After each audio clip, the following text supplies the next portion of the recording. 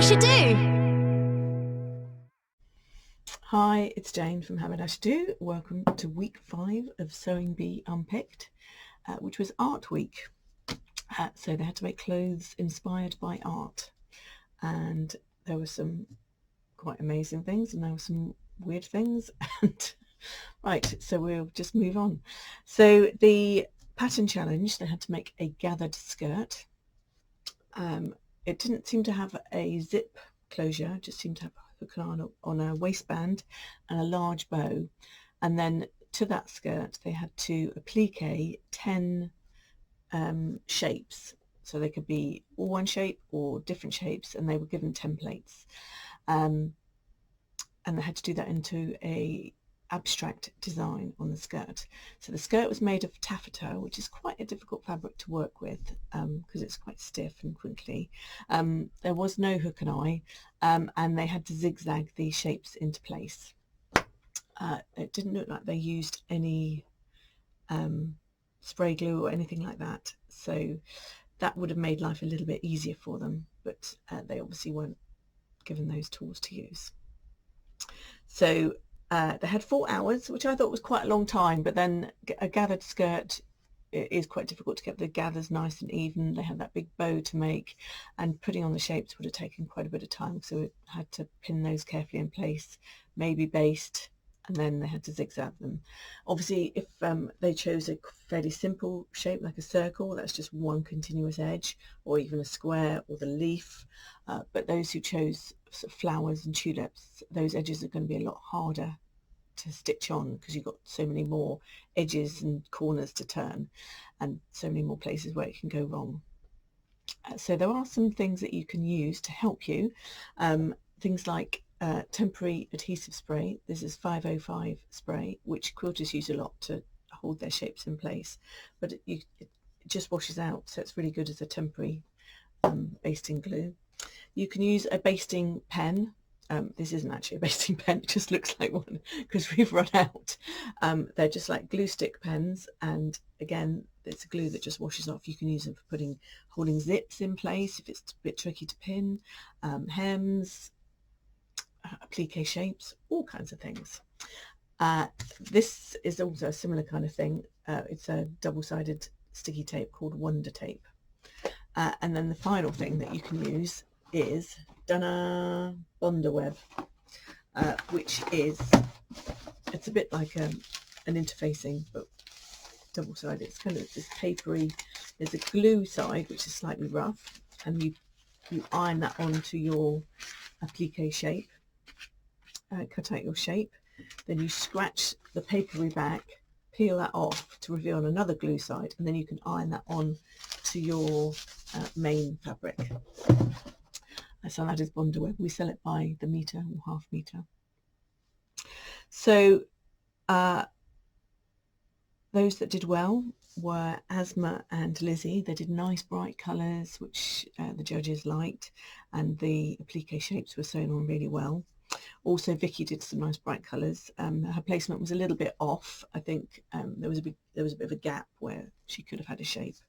Fauve, who's named after Fauvism, who knew? She made a flower arrangement, so they weren't too keen on that. They wanted something a bit more abstract. And Tony R, he did a sort of arrangement of flames, but his shapes weren't sewn on particularly well. They're a bit wrinkled. Mia did a nice design, but then she didn't make the skirt correctly. She made the waistband too small, and it didn't fit the model. And well, she actually came 6th overall. I was quite surprised. So I think they were judging more on the design than the actual sewing. Lauren, she did a dark green skirt with black spots. She actually said that when you get older, you can't really wear bright colours. I don't know why she thinks that, but I did note she was wearing beige, so she chose some dark colours, and they didn't think that there was enough contrast between the shape colour and the skirt colour, and they weren't sewn on that particularly well. And then Tony W, he chose a pale skirt, and he did pale coloured shapes, which they didn't really like at all because you couldn't see them, so that was a shame. I don't really know how well or not his skirt was made. So the transformation challenge was changing a piece of canvas artwork into a garment.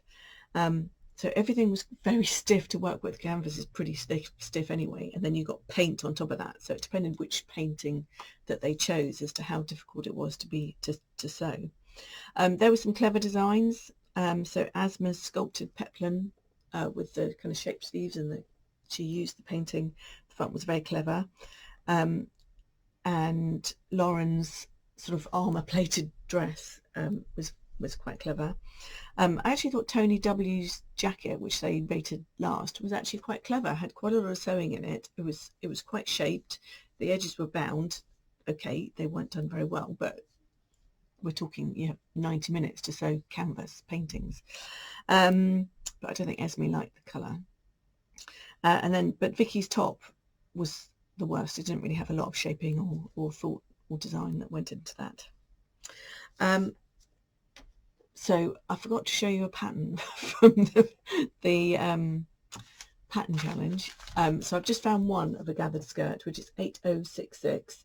This orange one down here is a simple gathered skirt, but you've also got a couple of other options on there, a tiered skirt as well. Right, moving on, made to measure, as Verity, who joined us in the shop for our Sewing Bee social, said it's all about the fit, but I'm not sure that it was today. So they had to make an outfit inspired by the Surrealist Movement. So there were some weird and wacky designs, some of which were very clever. I particularly like Mia's pom-pom dress. She made pom-poms out of dress net, so made her dress look like a cloud. Lauren's baby shirt was quite clever, so she'd had made that little shirt and then she attached it to the dress. And Lizzie's Picasso eyes on a kimono, so she had these big kimono sleeves with these Picasso eyes, but they felt that they needed to be a bit more dominant. And I also thought Lizzie's Cyclops eye one with the fringing was very clever. It was just a shame that the model was quite busty, so it kind of stuck out and didn't fit so well. Tony W's, his sort of Morticia gown, quite nice. It was that kind of crushed velvet, so you had to be careful with that as to how cheap or not it looks. But Fauve's black lacy sort of tiered affair one, it was black with white lace. Personally, I didn't particularly like it. I'm not familiar with the art movement that it was inspired by, but I think the fabric she chose was kind of PVC looking and quite shiny and a bit cheap looking, but that's my personal opinion. So anyway, we're on to a fun week next week because it's Children's Week. I haven't got a lot to show you fabric wise and pattern wise this week because it was all a bit out there. So hopefully next week with Children's Week we'll have a bit more to show you and a few more ideas to inspire you. Thanks for listening. Bye.